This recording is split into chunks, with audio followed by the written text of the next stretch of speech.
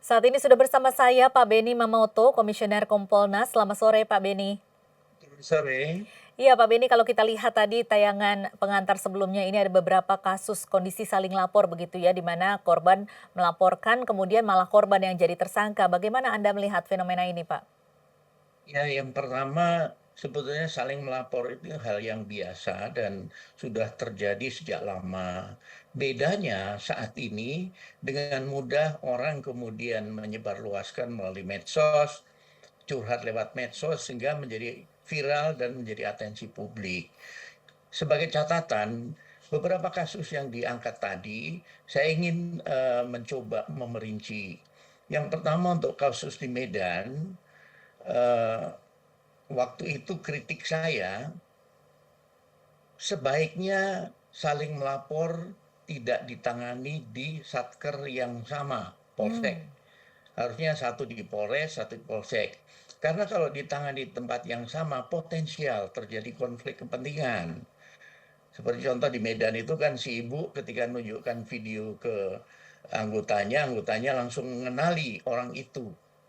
Nah, ya. ini kan ada dugaan bahwa mereka kenal, sehingga ketika ditahan, mungkin si anggotanya menyarankan untuk melapor, supaya saling melapor, supaya nanti bisa diselesaikan secara restoratif dan sebagainya. Ini catatan pertama. Iya, Kemudian jadi ada bias kedua, kepentingan ya Pak ya? betul, betul. Nah, langkah Kapolda sudah tepat, ditarik ke Polda dan ditarik ke Polres saat ini. Indikasi dengan dicopotnya Kapolsek, pasti sesuatu yang tidak profesional atau melanggar kode etik. Hmm, Kemudian kasus Kombes, ini kembali cerminan bagaimana ada masalah dengan pendidikan keluarga yang bersangkutan tidak bisa menjadi contoh teladan bagi anaknya ketika anaknya curhat karena KDRT malah justru dijadikan tersangka. Untuk kasus Undang-Undang ITE, kebetulan saya ikut tim kajian Undang-Undang ITE. Di sana kita coba merumuskan bagaimana memfilter tidak asal aduan itu kemudian diproses. mhm. Akhirnya terbit SKB Menkominfo, Kapolri, dan Jaksa Agung. Di sana dirumuskan, ketika ada orang yang melapor, maka perlu dicek dulu, kemudian dimediasi dulu, kemudian konsultasi dulu dengan pakar, termasuk konsultasi dengan Direktorat Cybercrime. Ini untuk sekali lagi memfilter supaya orang tidak asal lapor.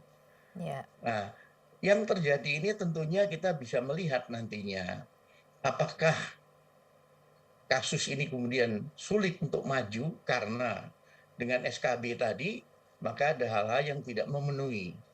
Tentunya saya menyayangkan hal ini terjadi karena apa? Sangat memali lah. Seorang ayah kok memperlakukan anaknya seperti itu. Hmm, Sama dengan kejadian di Sumatera Utara juga. Bagaimana anak melaporkan, orang tua melaporkan anaknya yang akhirnya dicabut. ya. Tetapi kan harusnya dia memikirkan trauma si anak ini.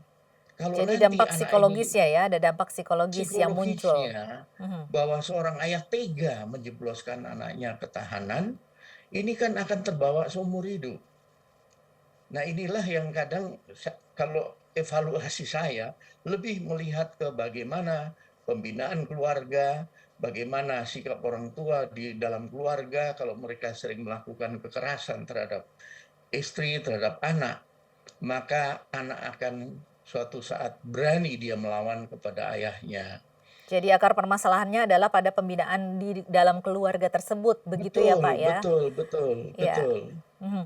Ini tentunya sebagai tindakan preventif. Nah, Pak, kalau dilihat dari beberapa kasus yang tadi sudah muncul begitu ya, ini kan melibatkan oknum polisi begitu. Nah, ini bagaimana Anda melihat ini? Apakah ini merupakan juga salah satu wujud dari penyalahgunaan wewenang ataukah karena mungkin merasa punya jabatan begitu sehingga merasa bisa untuk melakukan pelaporan kembali dan menjadikan korban sebagai tersangka begitu, Pak?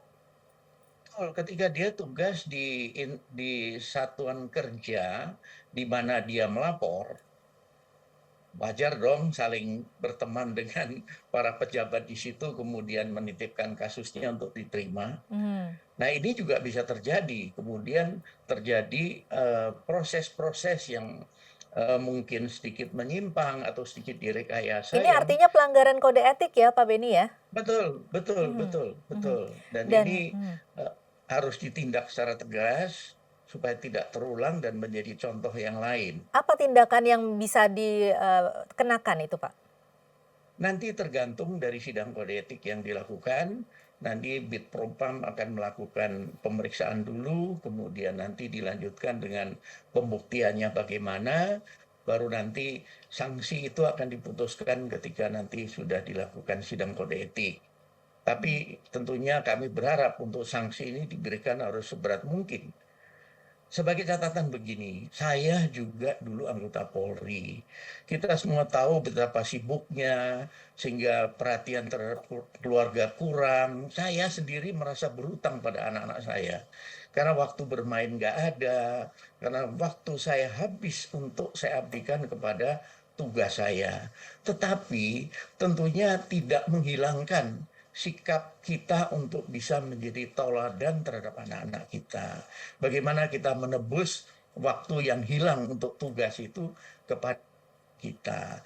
Jadi alasan pemaaf di sini menurut saya ya bagaimana kemampuan kita memanage waktu ya untuk Mhm. kita tetap ada sisa waktu yang digunakan untuk perhatian kepada keluarga. Baik, Sehingga memang anak merasa dampak-dampak diperhatikan. psikologis itu bisa merupakan alasan munculnya permasalahan-permasalahan yang ada, namun tentunya ini tidak bisa kan ya Pak dijadikan sebagai pembenaran? Betul betul. Seperti contoh, orang tua yang habis penugasan seperti, di daerah konflik sekian tahun, suasananya tegang terus, stres, ketika pulang, dia mendapati mungkin anaknya bersikap kurang sopan atau apa, kemudian yang muncul emosi, memukul dan sebagainya. Nah, inilah yang tentunya harus, menjadi perhatian, para atasan, bahwa mereka yang pulang dinas itu perlu adanya pendampingan, konsultasi psikologi, Mhm. supaya betul-betul kondisi kejiwaan dia pada saat kembali ke keluarga ini normal. Dan saat ini Ketika sampai bermasalah, sampai selama ini tidak ada ya Pak, pendampingan ada psikologis beberapa atau yang konseling itu? ada, tapi saya lihat masih perlu dimaksimalkan. Nah, Mhm. karena contoh saja, saya dulu di Serse, siang malam di lapangan terus, pulang hanya sebentar, pergi lagi. Nah, ini kan yang bisa tahu kondisi saya, di samping saya sendiri tentunya lingkungan kerja saya. Ketika saya sudah mulai stres, sudah mulai mudah marah, kemudian apa namanya reaktif dan sebagainya, ini perlu. Karena terus terang tugas Polri memang penuh dengan stres.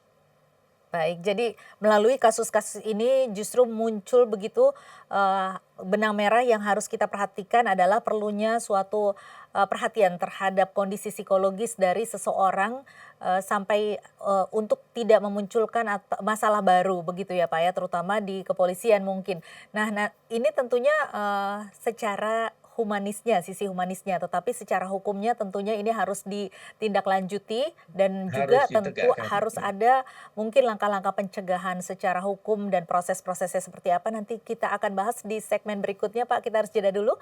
Pemirsa tetaplah bersama kami, Dialog Nusantara Petang akan kembali usai jeda.